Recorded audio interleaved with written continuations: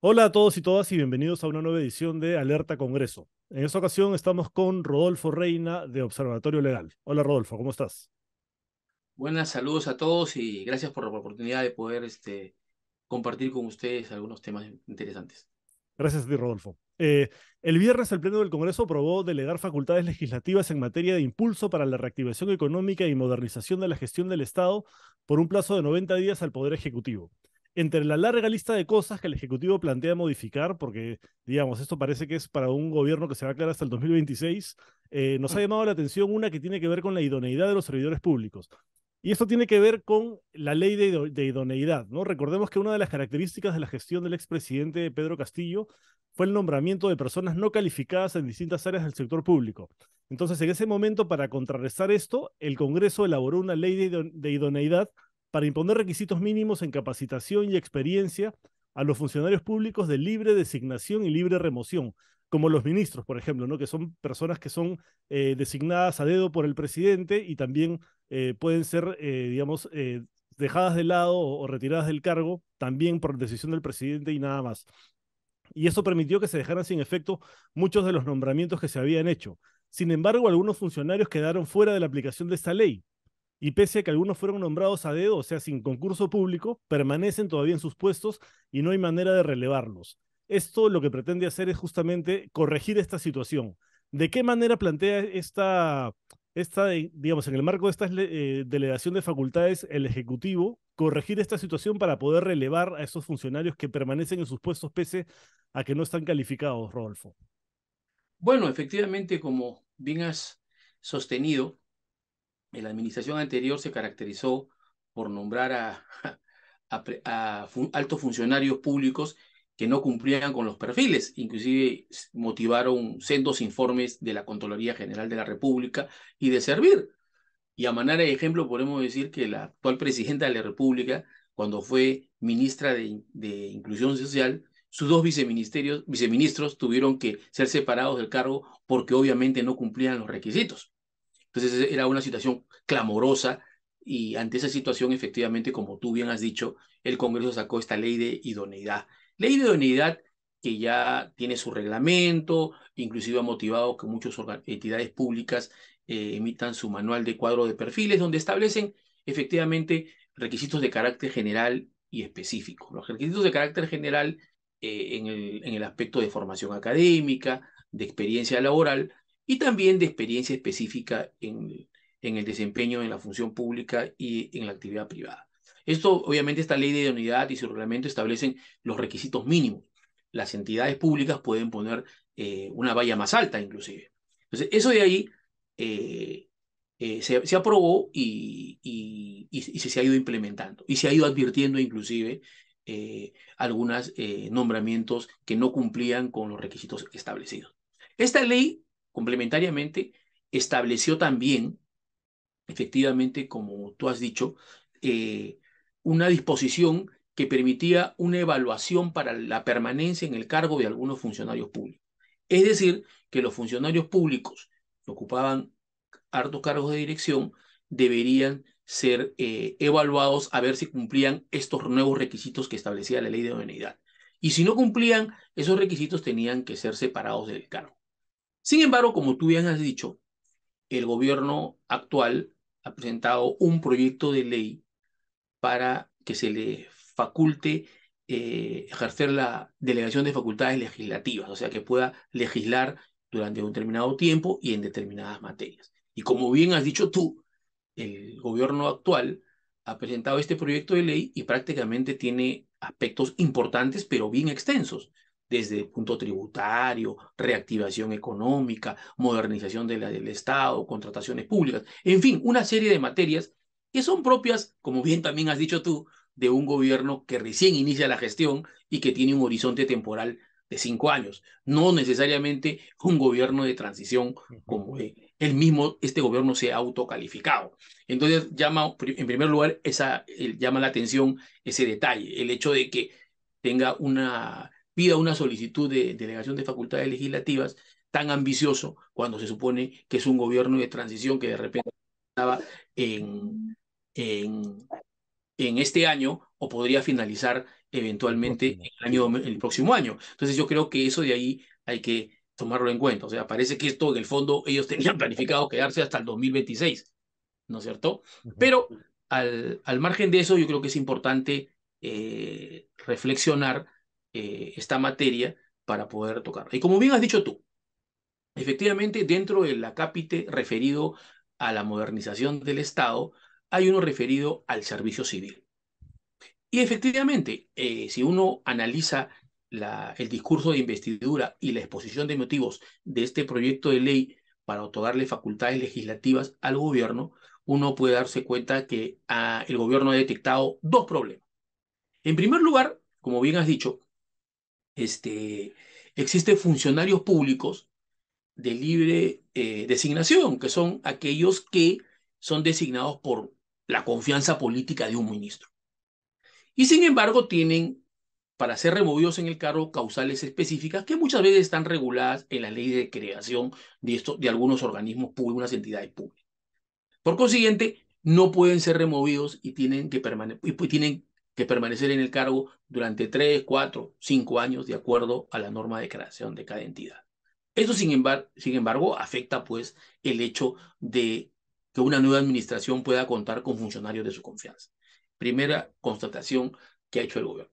La segunda constatación, y que tiene relación con la ley de idoneidad, es que eh, esos requisitos que nosotros hemos mencionado de carácter general, específica, relacionada con la formación académica y con la experiencia profesional en el ámbito público y privado que se están implementando en las diferentes entidades públicas, esos requisitos no le pueden ser exigidos a aquellos funcionarios que son designados libremente, pero que tienen una causal específica de remoción en sus leyes de creación, porque no está prevista justamente esa posibilidad de reevaluarles estos requisitos para poder separar. Además, la ley de idoneidad habla de que es aplicable a los funcionarios públicos de libre designación y libre remoción, no aquellos de remoción regulada, es aquellos que tienen en la ley los requisitos estables, las causales específicas para poder separarlos del cargo. Entonces, no se les ha aplicado. Entonces, tenemos una ley de idoneidad aplicada parcialmente, cuando la Ujú. racionalidad de la norma era que se aplique a todos sin excepción. Entonces, hay dos grandes problemas. Por un lado, el gobierno ha entendido que hay funcionarios de libre designación que entran por confianza política, pero que no pueden separarlos por un tema de confianza, porque las causales de falta de confianza no están previstas en sus leyes. Y segundo, que no se les puede aplicar la ley de idoneidad. Dicho esto, analicemos cada uno de estos supuestos. En primer lugar, en efecto, eh, la ley marco del empleo público, la ley del servicio civil, y establece que existe efectivamente funcionarios públicos, altos funcionarios públicos, que algunos son de libre designación y de libre remoción, o sea, se les puede retirar la confianza en cualquier momento. Y hay otros que son de libre designación, o sea, son de confianza política, pero que las causales de remoción tienen que estar previstas en la ley Ujú. y no se les retira por falta de confianza, porque no está prevista esa causal en las leyes de creación.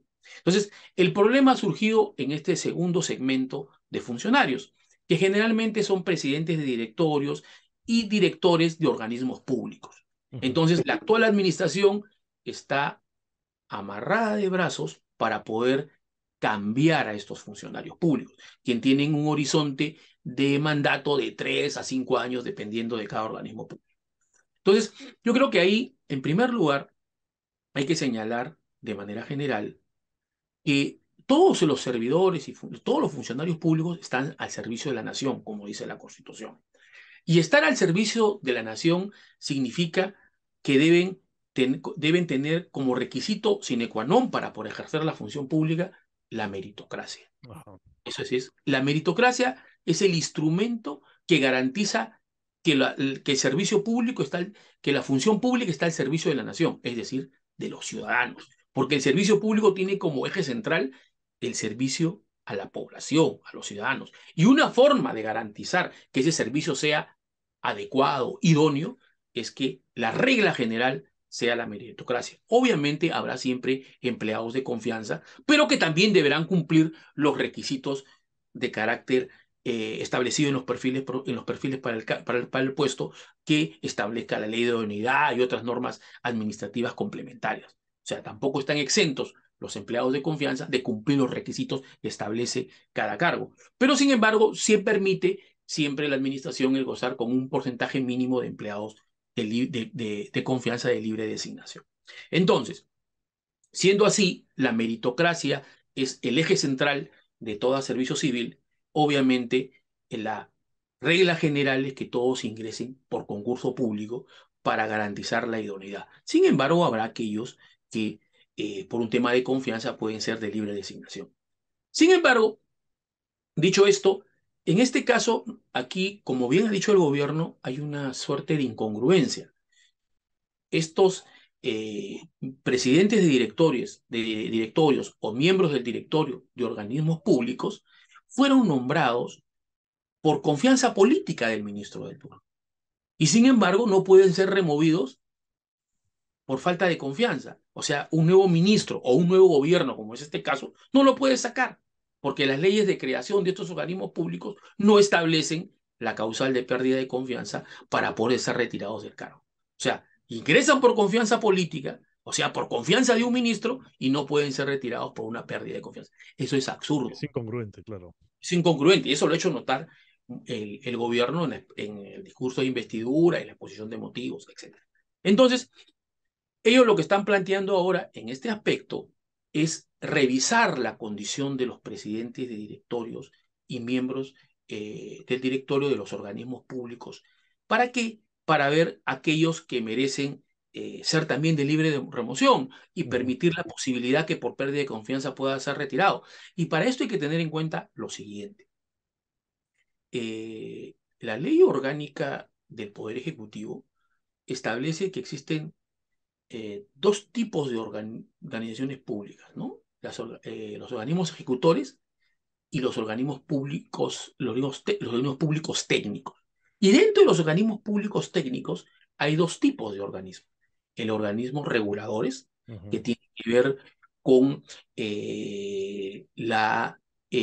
tienen competencia sobre algunos agentes económicos que brindan sus servicios o intercambio de bienes en mercados regulados. Claro, como Citel o Ah, Ciner, por ejemplo. así es.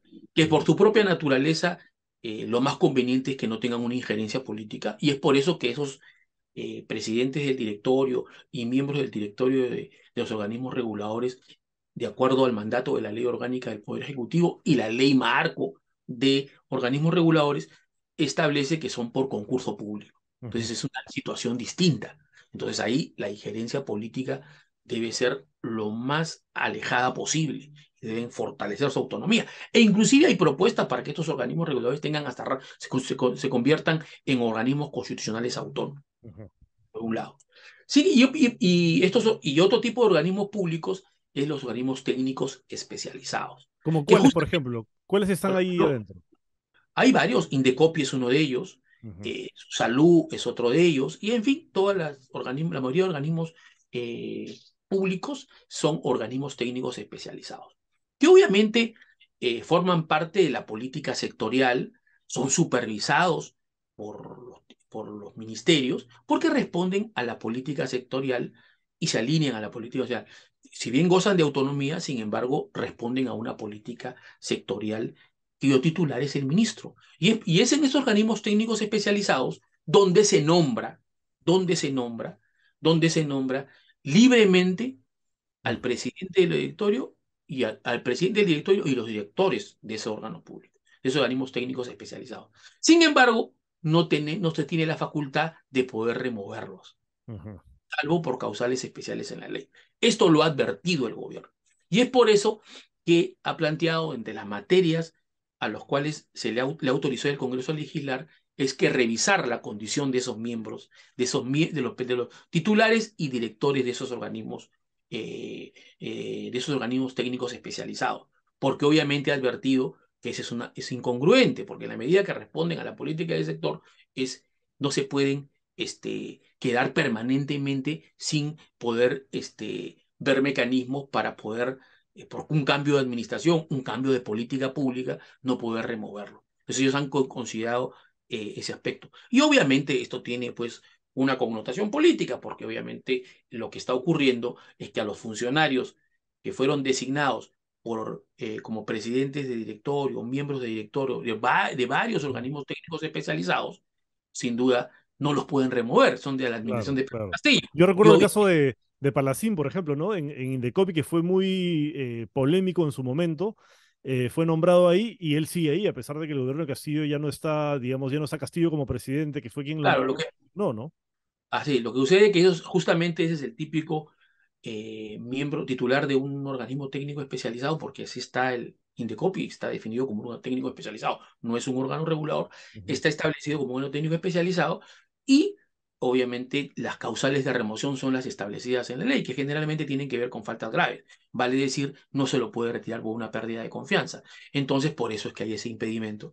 Y que esta solicitud de delegación de facultades legislativas apunta a ordenar esto, ujú, porque se ha advertido que hay una suerte de incongruencia donde personas que ingresan por, eh, por confianza política de un ministro no se las puede retirar en 3, 4 o 5 años. ujú, ujú, Esa supuesta incongruencia se pretende corregir. Ahora, en la práctica, por ejemplo, salud ha modificado recientemente, el mes pasado, su reglamento y ha incorporado como causal para poder retirar a los miembros del directorio de salud que, que representan al Estado, en la causal de pérdida de confianza. ajá. Inclusive hace pocos días se ha producido un cambio en el directorio, ¿no? Justamente a partir de la modificación que se ha dado del reglamento de la ley que crea salud, por el cual los miembros del directorio de representación del Estado, porque recuerden, en el salud hay representantes de los empresarios y de los Sí. trabajadores, los que representan al Estado, del cual sale el presidente del directorio, pues ser retirados por pérdida de confianza. O sea, ya el gobierno también, estudiando cada caso en concreto, está viendo salidas para poder cambiar a estos funcionarios y obviamente de pronto discrepan con la posición actual del gobierno y que fueron nombrados por la administración de Pedro Castillo. Ahora, yo no sé cómo pueden discrepar en realidad, porque la señora Dina Boluarte ha sido parte de este Claro, gobierno, claro. ha cogobernado un año y medio, pero sin embargo es legítimo como nueva administración el poder designar altos funcionarios en los organismos técnicos especializados que respondan a la nueva política de repente que quieren implementar, ¿no es cierto? Entonces, es legítimo. Ahora, Ahora, yo tengo una pregunta. ¿No sería mejor que estos funcionarios de los organismos técnicos especializados ingresaran también por concurso y eliminar esto de que puedan ser elegidos por confianza? ¿No sería mejor o no? bueno, yo también, bueno, lo ideal, la regla general es que todo el mundo ingrese por concurso. Por De repente, meritocracia, pues, ¿no? claro, homologarlo a lo que son los organismos reguladores. Ujú, Los organismos reguladores, como te digo, tienen una vocación de permanencia porque tienen una función relevante respecto a los agentes económicos donde existen mercados regulados y tienen una trascendencia en el funcionamiento adecuado del mercado en estos sectores, en estos sectores de la economía. Entonces, de allí que por la ley mismo orgánica del Poder Ejecutivo y las leyes de creación de cada uno, organismo regulador, se establece que son por concurso público. Ahora, lo ideal de repente ahí, porque generalmente estos concursos públicos son organizados por la presidencia del Consejo de Ministros. De repente lo ideal sería que también sean encargados a terceros, claro, claro. universidades de prestigio Ujú. vinculadas a las materias que toca el organismo regulador. Eso sería bueno pensarlo, porque creo que que sea organizado y promovido por la presidencia del Consejo de Ministros, porque recordemos que los organismos reguladores están adscritos a la presidencia del Consejo de Ministros, por eso que los concursos, que hasta el momento yo no he dudado de la transparencia del mismo y al menos no hay evidencia en contrario. Sin embargo, lo ideal sería encargárselos a unos terceros, a una universidad de prestigio, relacionados a las materias que son o competencia de ese organismo regulador, para escoger al más idóneo.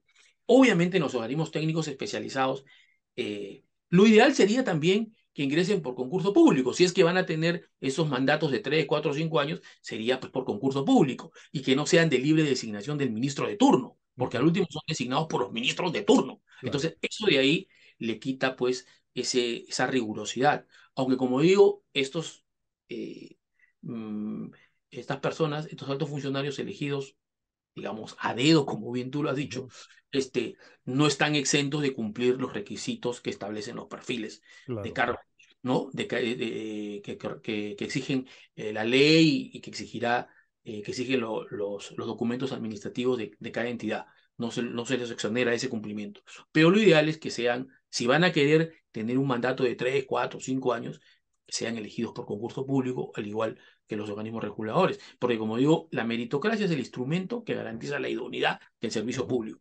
Entonces, si esa es la regla general, las excepciones deben ser mínimas, ¿no es cierto? Entonces, yo creo que se debe reorientar el camino hacia eso, ¿no? Otro tema que tiene que ver con esta solicitud de facultades delegadas, de delegación de facultades legislativas, que ya ha sido aprobado, como tú bien has sostenido, es el tema de la aplicación parcial de la ley de idoneidad. Ley de ujú, idoneidad que se llegó a un consenso político, etcétera, ¿no? Para exigir requisitos mínimos de carácter general y específico. Al último ha tenido un inconveniente, porque esta ley hablaba de los funcionarios de libre designación y libre remoción, o sea, claro. parte de ellos. No, No están todos ahí. no estaban todos, no a los de remoción regulada. O sea, Ujú, en la práctica podemos tener de pronto funcionarios que dirigen organismos públicos, que son miembros de directorios de organismos técnicos especializados, que no cumplen con los requisitos mínimos establecidos en esa ley de unidad.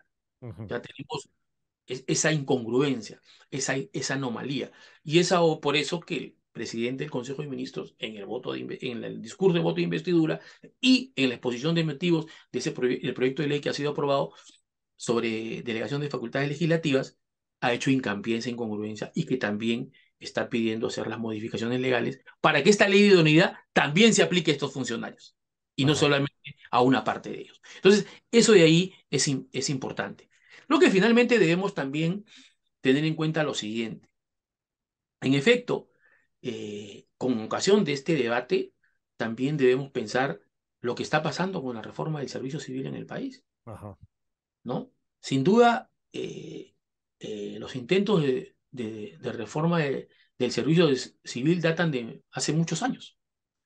Creo que el más nítido intento fue durante la gestión de Alejandro Toledo, donde se aprobó la Ley de Modernización del Estado en el 2002. Luego se dio la Ley Marco del Empleo Público en el 2005, que fue el inicio de la decisión política de iniciar una reforma del Estado.